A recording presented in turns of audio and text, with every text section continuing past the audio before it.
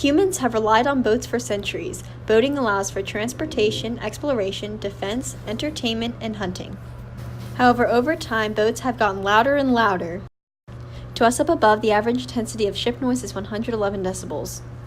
But to creatures down below, the noise ranges from the sound of a lawnmower to the sound of a loud rock concert. Noise pollution can originate from ships, low-frequency sonar sounds employed from submarines, and from seismic air guns used to find oil and gas. This loud underwater noise is detrimental to all kinds of marine species and can affect humans as well. Sound travels 4 times faster underwater than on land. This sound negatively affects the well-being of over 55 marine species, but especially whales. For instance, military sonar has been connected to several Cuvier-beaked whales being stranded or lost.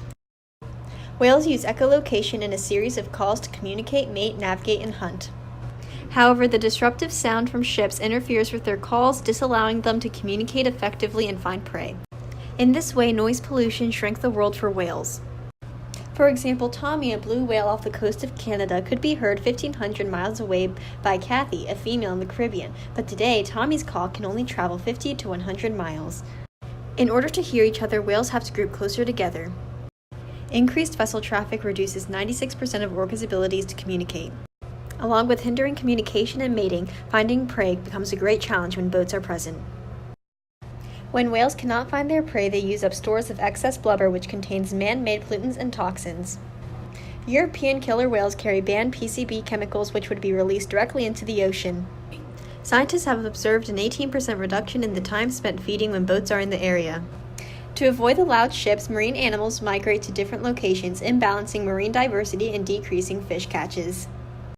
Sadly, many organisms die from panic responses, as seen from the increasing trend of finding beached whales on coastal shores. But there is a way to reduce noise pollution in the ocean. Military ships are quieter than other large vessels, so the technology of military ships should be used to make other large ships. Next, ships should slow down. The noise emitted can be reduced by half just from slowing down 3 knots. Underwater wind farms can be surrounded by a wall of bubbles that stops the sound from traveling and harming marine life. A new study from NOAA states that American guidelines that place a limit on vessel noise near endangered killer whales that live off the west coast have been successful.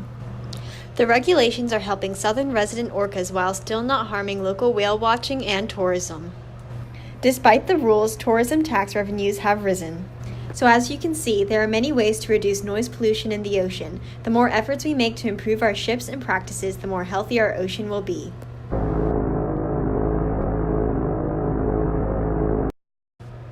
Thanks for watching!